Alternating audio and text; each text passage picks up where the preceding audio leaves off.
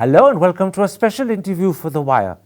We've all spent a lot of time and effort trying to work out what impact Narendra Modi has had on India's politics and India's economics. But very few have asked the question, what impact has he had on India's power elite? Well, a book that's published over the weekend asks precisely that question. And here it is. It's called India's Power Elite, Class, Caste and a Cultural Revolution. And let me tell you, its author is someone who definitely knows the answer. He's been editor of the Economic Times, the Financial Express and the Business Standard, and he's also been former Prime Minister Manmohan Singh's media advisor. But today, Sanjay Baru is my guest. Sanjay Baru, let's start with what I believe is the most striking point in your book. You write, and I'm quoting, "The change of governments in Delhi between 1980 and 2014 did not result in any major changes in the social class that constituted Delhi's power elite. It was a revolving door. One set of friends went in and another set went out." But with the election in 2014 of Narendra Modi, you say a cultural revolution happened. Now, that's a powerful and evocative term. Why do you call it a cultural revolution? Well, the metaphor of the cultural revolution, what strikes me about what has happened in India in the last 5 years and what is still going on is how similar it is to the kind of destabilization that China experienced during its cultural revolution. It was at its heart an anti-elite and anti-intellectual movement. Mao wanted to get rid of the mandarins who had actually survived the revolution. They were the power elite before the revolution, and they survived the revolution of 49 and were beginning to consolidate their position within the Communist Party. The Mao's cultural revolution, which was led by his wife and the Gang of Four, destabilized Chinese society. In fact, it set back China.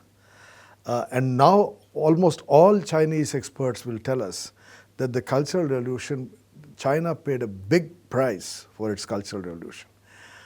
I see something similar in India, that the kind of change, political change we have seen, the anti-intellectualism in the name of anti-elitism, that is the symbols of JNU being targeted, of a whole range of scholars and writers being targeted.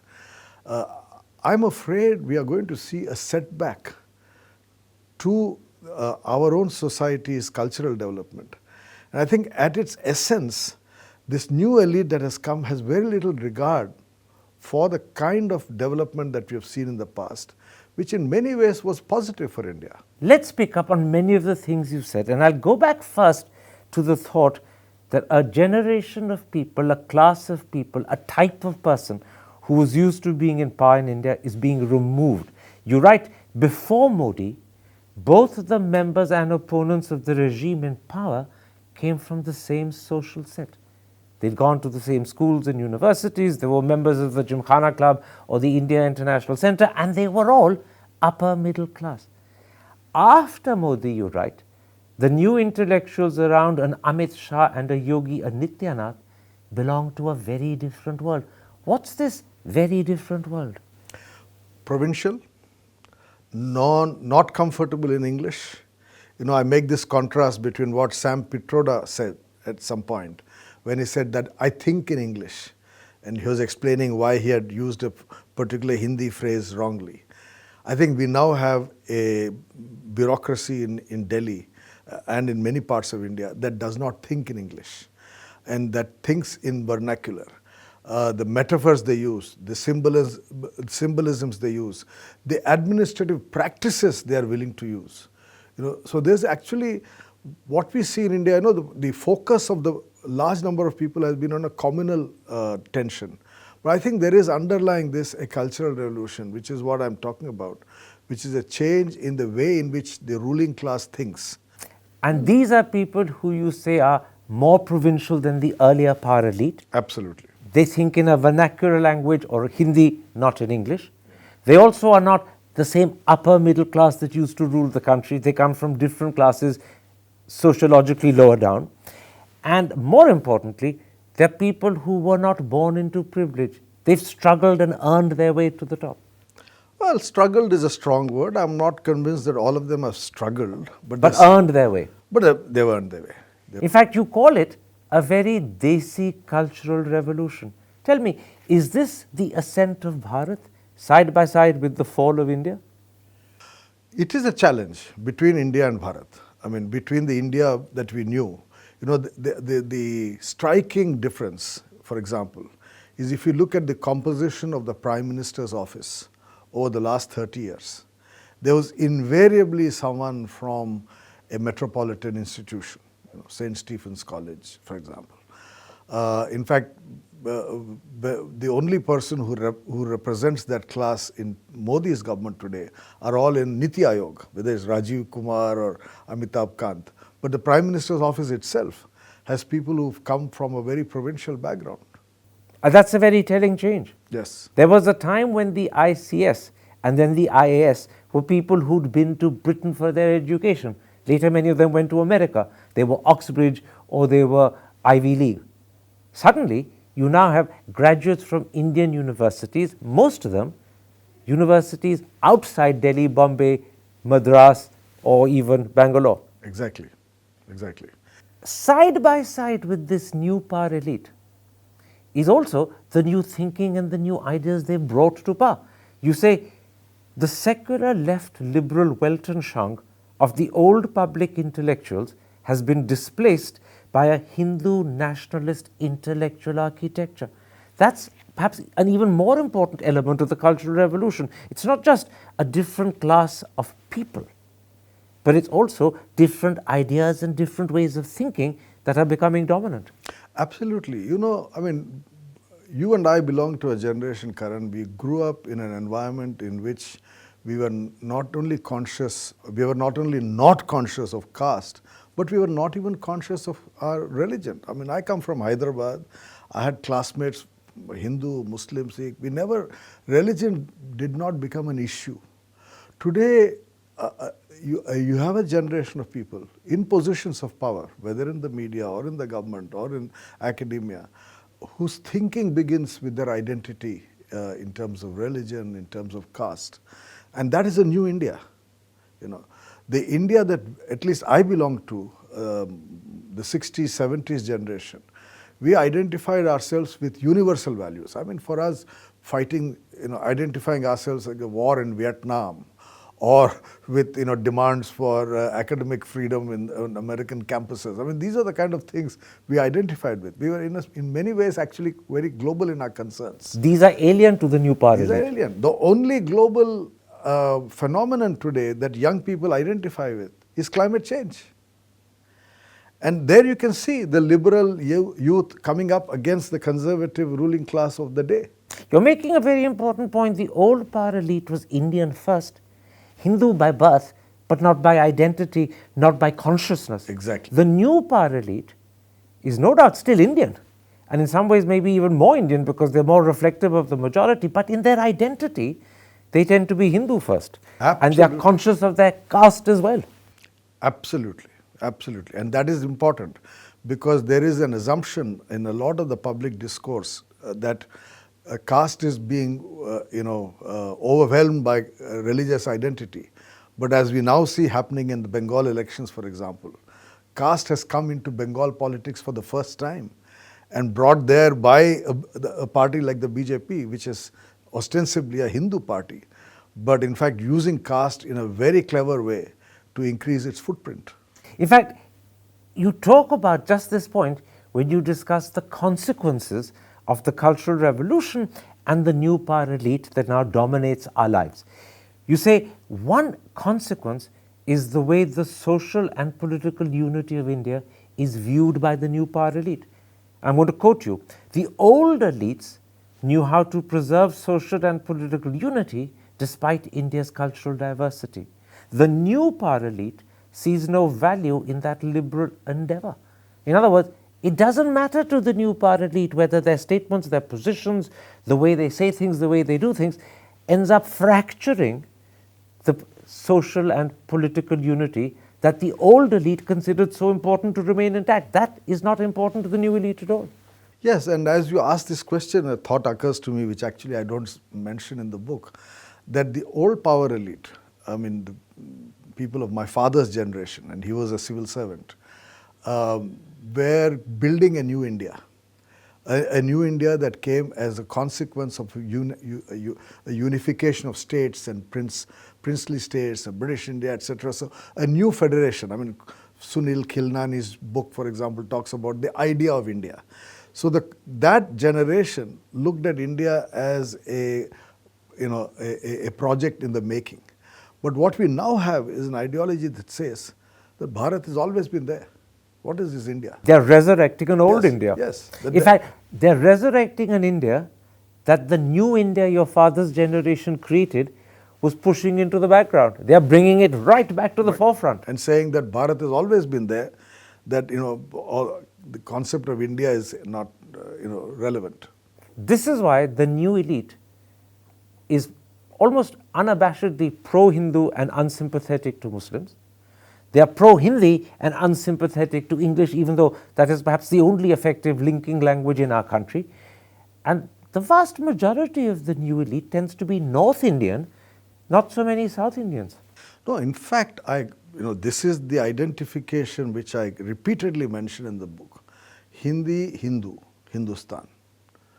And that is why I see regional politics in this country as an interesting contrast, which is why I regard, for example, what is happening today in Tamil Nadu and Bengal very interesting. It's a challenge to the Hindi dominance of the North. And Tamil Nadu, right through history, post-independence history, has challenged Hindi domination. We'll see what happens in Bengal. But you look at the other states, I mean, Karnataka, where BJP basically took over another government that was elected, or in Andhra, or Telangana, Kerala, So BJP as a political formation is still very much a Hindu-Hindi political formation. And deliberately so. And deliberately so. It's not that it's happened accidentally and they want to change and correct it. They actually want to continue it. If one consequence of the cultural revolution we're talking about and the new power elite that dominates our lives is that their attitude to the political and social unity of India is markedly different to the attitude of the old elite, another consequence is, I suppose, what's happened to people like, say, Montek Singh Ahluwalia and Romila Thapar. Before Modi, the two of them would have been considered political, ideological opponents, although they came from very similar social class backgrounds. After Modi, they've become, for the new elite, two peas in a pod because of their shared social background. Their political differences don't matter to the new elite. Absolutely. And I mentioned, in fact, those two names in the book that, I belong to a generation where Romila was on the left and Montek was on the right? But now for the current lot, they are all on the same side, which is the Lutyens Delhi. So you put everyone from Sitaram Yechury to Montek Ahluwalia into the same box because they are all the Lutyens Delhi. They are all this westernized, if you like, elite, as opposed to the new claimants to power, who are very provincial in their background and their thinking and very Hindu and Hindi. That's what's happened, hasn't it? The old divide intellectually in the country was left versus right, with different shades of right and different shades of left, but it was essentially left versus right. Now the intellectual divide is Lachans Delhi, the Khan Market gang versus real Bharat and real India. Yes, I mean, that's the way in which it is being portrayed. You go one step further in your book, and I find that equally intriguing. Not only do you talk of the Cultural Revolution and the new power elite, but you also identify a section of India which you call aspirational India. Again, you write, and I'm quoting you, "It is a social class that does not think in English. It is a class that prefers to eat with the hand and does not quite understand the differing purposes of a fork and spoon. This class does not constitute India's power elite, but it has begun to matter more. Socially, politically, economically. Through its ranks, members of a new power elite are emerging." This again is the rise of Bharat. Exactly. And this is, in fact, the most interesting change that I see. When you go to a restaurant, a very fancy restaurant, and you see these young people who, as I said, that's why I mentioned, don't know what to do with a fork when there is a spoon and quite can't understand why you have both of them, because both are seen as instruments for basically eating, right? but they're very, very confident in their presence there. That's the difference from, again, my generation, where if you had as people with that kind of a background, they would feel very uncomfortable using forks and spoons, and very uncomfortable with the fact that they don't know how to, in fact, use them. But today there's tremendous self-confidence in a new class that actually still doesn't know how to use a fork and a spoon, but doesn't care. They've got enormous confidence, they're not diffident. They may not know what to do with the fork and spoon, but equally they don't care. They don't care. They've got the confidence that earlier generations, when they were social misfits, didn't have confidence. Absolutely. So that's the big change. This new aspirational India is a very confident India. Yes. And the dilemma for the current political leadership is that in many ways Modi has tried to address the aspirations of this aspirational India. But if the economy does not perform well, this class of young people are going to be frustrated. So it's extremely important for India, for the Prime Minister, for the ruling party, to ensure that the economic growth that we had in the first decade of this century continues. Returns. I mean, not continues, but returns. So this is actually a sort of powder keg. He's brought aspirational India to the forefront. He's given them the confidence they didn't have. He's giving them the opportunity to become part in due course of the power elite. But if the economy doesn't perform to give them the opportunities they aspire to and now expect to have, their sense of belonging could become frustration, and their sense of praise for Modi could become anger. Yes, which is why I conclude in the book saying that unless the economic growth is restored, that the economy has to be the focus, and all these other diversions into religion or communal issues or other issues are only a diversion, because ultimately at the end of the day, this new aspirational India wants jobs, wants better quality of life, wants to be able to travel, wants opportunities. But this is particularly interesting because they may be attracted by Hinduism, by caste identities, by Hindi language identities in a way in which the old power elite were not. And that's where the big difference between the new and the old comes. But like the old power elite, the new elite does want a better life, the opportunity to travel, better clothes, better houses, better education. And if that can't be provided, then the anger that will generate will wipe out whatever sense of sympathy they have for the communal or the linguistic or the regional appeal Modi is presently feeding them with. Absolutely. I want to move to 2 or 3 thoughts that emerged as I read your book, particularly when I read your analysis of the Cultural Revolution powered by the new power elite, underpinned, and I think that's particularly important, by aspirational India. I said to myself, this reflects the flowering of Indian democracy. Definitely not in terms of freedoms and liberties, almost certainly not. Because many of these people actually are stomping down on freedoms and liberties, but it is the flowering of democracy because suddenly there's the involving and the articulation of a majority that previously weren't that involved and weren't heard. Yes, I mean, after all, the history of the last 70 years for India, as I've argued in my book, is a positive history. People don't realize that we actually did quite well. I mean, not compared to the challenges that we faced, but compared to our own experience. The Indian economy, grew, poverty came down. There was a transition after 1991, modernization of the economy, etc. So we have actually empowered a large number of people who were earlier disempowered. I mean, the telecom revolution empowered everybody across the country. But there was a difference between then and now. In the old elite, people were being brought into the concept of secularism, the concept of, to use that bad phrase, Lachan's Delhi. They were becoming part of it.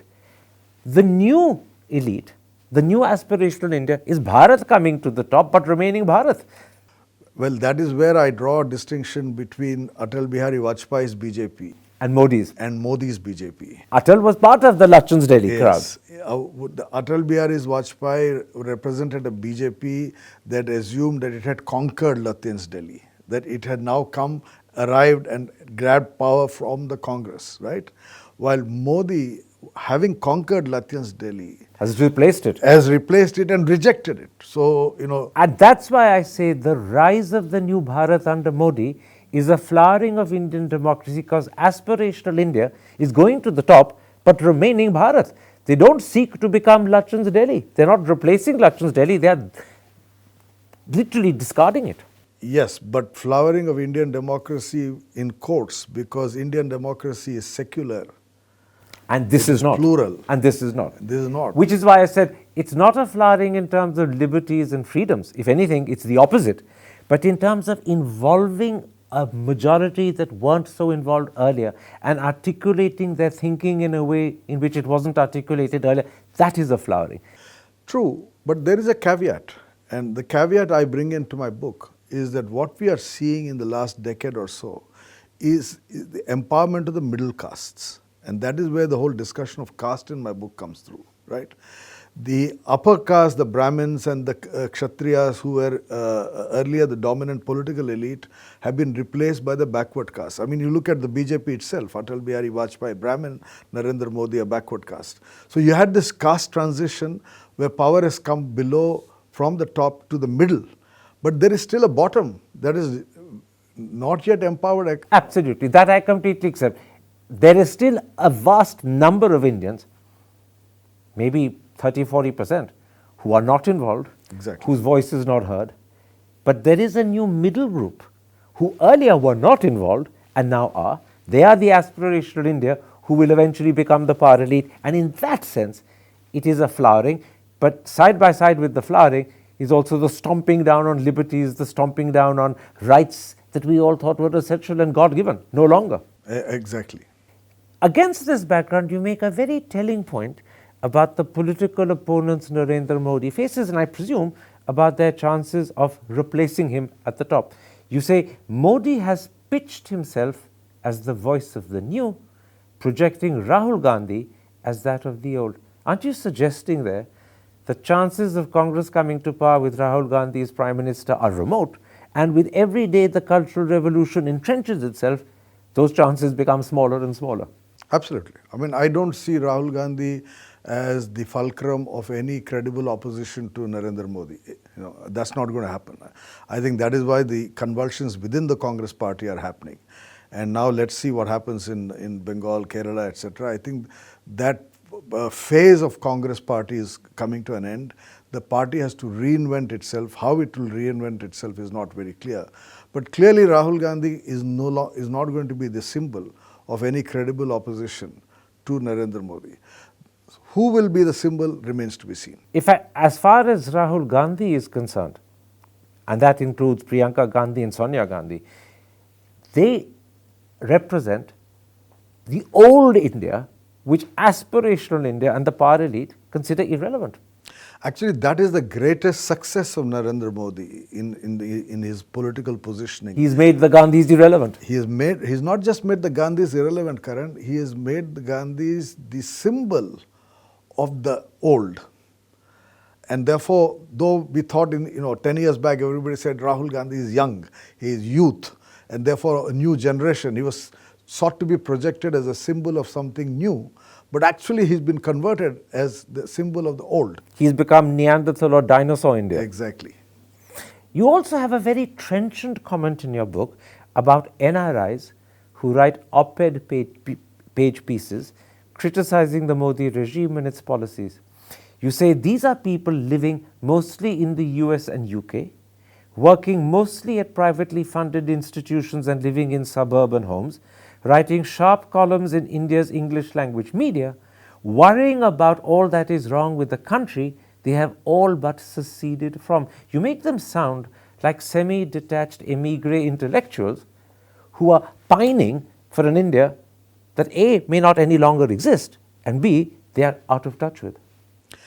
Yes, I mean that chapter in my book, which I titled Secession of the Successful, I regard it as one of the most important chapters in my book, because this is an argument that is not very popular, because all of us have relatives abroad. I have a brother living abroad. So we belong to a class where many of us have seceded, left this country 10 years back, 20 years back, 30 years back.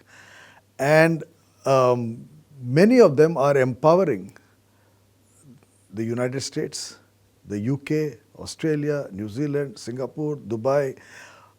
And I raised the question, this is the elite of India. These are the creme de la creme, those who have had access to the best schools and colleges and universities in this country at subsidized prices, IITs, IIMs. And then they all go out and are contributing to the development of the West. And yet sit there and criticize us. We are living in India. I am as critical of this country as anybody can be.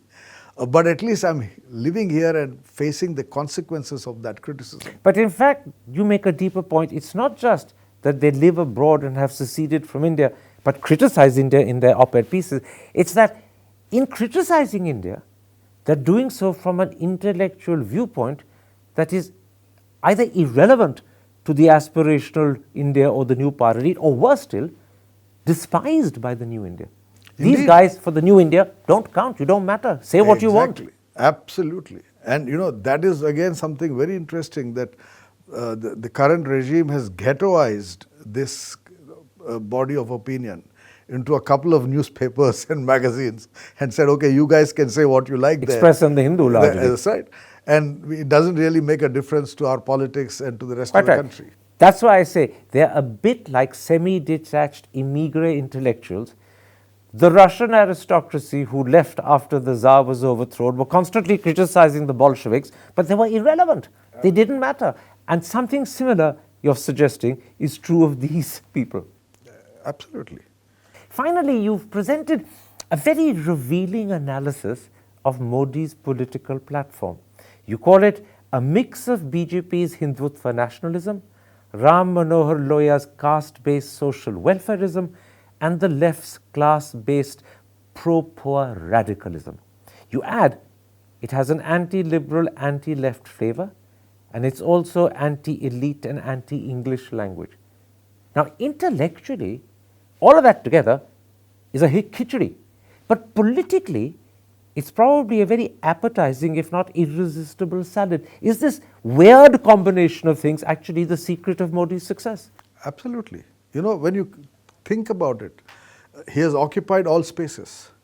He is as left as the left parties in terms of many of his economic policies. Even the rhetoric he uses, pro-poor, anti-rich rhetoric, which is why when Rahul Gandhi attacked him as Sood Boot Ki Sarkar, that became a moment of reckoning for him. And I mentioned that suddenly he realized that this was his Achilles heel, given his background in Gujarat and the fact that he was a darling of Indian business.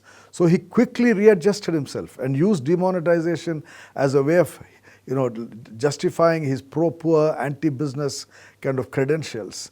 So he's occupied the left platform. And for someone who talks about Hindu unity, he's occupied the Lohia platform because he very cleverly uses caste.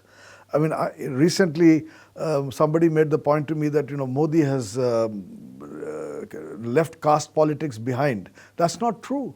And we see it, for example, right now in the way in which the BJP is using caste in Bengal. So he has occupied the space of caste politics, backward caste politics, which VP Singh in fact opened up as a way of keeping the BJP out. I mean, the whole Mandal versus Mandir in the 80s was caste versus communal. He's taken over the territory of his opponents and made it his own. Absolutely. In fact, the interesting thing is, having secured his position, he's once again now unhesitatingly reaching out to the business classes with privatization, with labor reform, with agricultural reform, right? Even with his criticism of bureaucrats running public sector industries. That's the language of the right, of the capitalist right. He's happy to appropriate all of that as well. That is a phenomenon of this year, Yeah. of 2020-21, because the economy is sinking. He needs to get investment going up. We have seen a decline in the investment over the last 5-6 years. And I think there is a feeling in Indian business that this government doesn't care for us. I've seen that myself. I used to be Secretary General of FICCI. Whatever businessmen may say publicly and privately, they felt alienated from this government, particularly in 2018, But Modi, 2019. you say, is like a chameleon who can take over what color he's required to do to appeal to whoever he needs to appeal to. Exactly. So now he has gone back to them, and because he needs business to come back into India, And I think this is a phase. Let us see how it works as we approach the next election. But he's very much, to use Robert Bolt's phrase, a man of all seasons.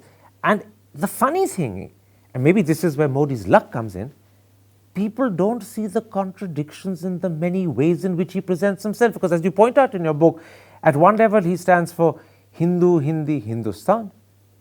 At another level, and often even at the same time, he talks about Sabka Saath, Sabka Vikas, Sabka Vishwas. And clearly there are contradictions, but either people don't see them, and that's where his luck comes in, or the opposition is unable to exploit them, and that again is luck. Because he can carry on being a man for all seasons, appealing in different ways, often contradictory to different people, and keeping them all happy, and no one realizes that there are tensions and contradictions, and he can't deliver all that he talks about. Absolutely. So the only thing that can end this phase, which is, you've described it very correctly, would be either a revival of the opposition, and that is where these current elections become important, whether the opposition can, inject life into itself, or a collapse of the economy. Between these two phenomena, you can have a challenge for the current phase of Modi dominance. We won't go down that route, but clearly this also means that Mamta winning in Bengal would be a turning point, just as much as Mamta losing would be another turning point. This is a critical election because it will either solidify Modi for decades possibly, or start to fracture him and perhaps precipitate a collapse. And the same is true of the economy. If he can get back rapidly, quickly to 8 and 7% levels of growth, he will be flying high. But if he can't, once again, the tensions that unleashes could collapse him. Absolutely. So he's very much at a turning point in his own career too. Yes, I think this is a very critical year for Modi.